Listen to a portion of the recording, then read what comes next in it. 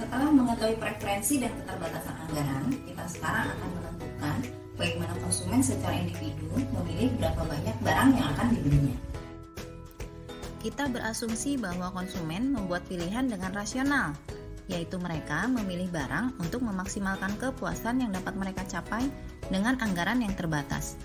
Pilihan konsumen terhadap keranjang pasar yang optimal harus memenuhi dua syarat. Yang pertama, harus berada pada garis anggaran. Perlu diingat bahwa kita mengasumsikan seluruh pendapatan dibelanjakan sekarang. Yang kedua, harus memberikan kombinasi barang dan jasa yang paling disukai konsumen. Secara grafik, pemecahan masalah konsumen dalam memilih berdasarkan dua syarat tadi ditunjukkan oleh titik A. Mengapa titik A? Kita lihat pada gambar, 3 kurva indifference menggambarkan preferensi konsumen untuk roti dan susu. Kurva paling luar yaitu IC3 memberikan kepuasan yang lebih tinggi, sedangkan IC1 memberikan kepuasan paling kecil. Titik C pada kurva IC1 bukan pilihan yang paling disukai karena dengan anggaran yang tersedia, konsumen masih dapat membeli lebih banyak roti maupun susu. Titik B juga bukan pilihan yang disukai karena dengan mengalokasikan kembali anggaran yang dimiliki, konsumen dapat bergerak ke titik A, membeli lebih banyak susu dan lebih sedikit roti, namun kepuasannya menjadi lebih tinggi dibandingkan titik B. Mengapa bukan titik D? Kombinasi roti dan susu pada titik D memberikan kepuasan yang lebih tinggi, tetapi tidak dapat dibeli dengan pendapatan yang ada.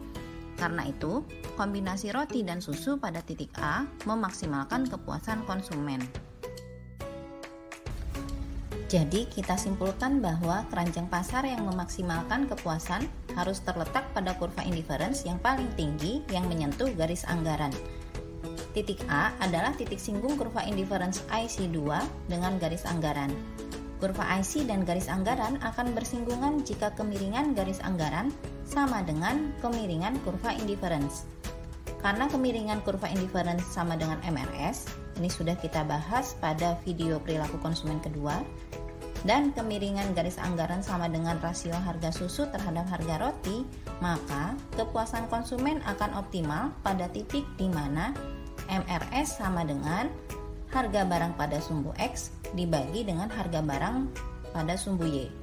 Atau dalam contoh tadi, MRS sama dengan rasio harga susu terhadap harga roti.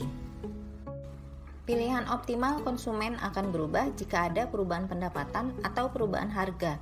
Turunnya harga roti memiliki dua efek pada konsumsi yang optimal, yaitu yang pertama, konsumen akan cenderung membeli lebih banyak barang yang harganya menjadi relatif lebih murah dan membeli lebih sedikit barang yang sekarang harganya relatif lebih mahal. Reaksi atas perubahan harga relatif barang ini disebut efek substitusi. Yang kedua, karena salah satu barang sekarang lebih murah, konsumen mengalami kenaikan daya beli real. Konsumen diuntungkan karena dapat membeli jumlah barang yang sama dengan uang yang lebih sedikit, sehingga mereka mempunyai sisa uang untuk membeli barang tambahan. Perubahan permintaan akibat perubahan daya beli real ini disebut efek pendapatan. Pada video perilaku konsumen bagian pertama, kita sudah bahas bahwa perubahan harga salah satu barang akan menyebabkan kurva budget constraint atau garis anggaran berputar. Kita akan ilustrasikan secara grafis.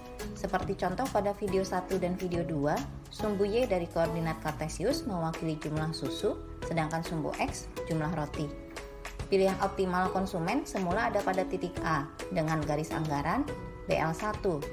Jika harga susu turun, kurva garis anggaran atau budget constraint berputar ke kanan menjadi BL2, memungkinkan konsumen untuk mencapai IC yang lebih tinggi yaitu IC2. Konsumsi optimal konsumen sekarang ada pada titik B. Jumlah konsumsi susu meningkat sebesar X2 dikurangi X1.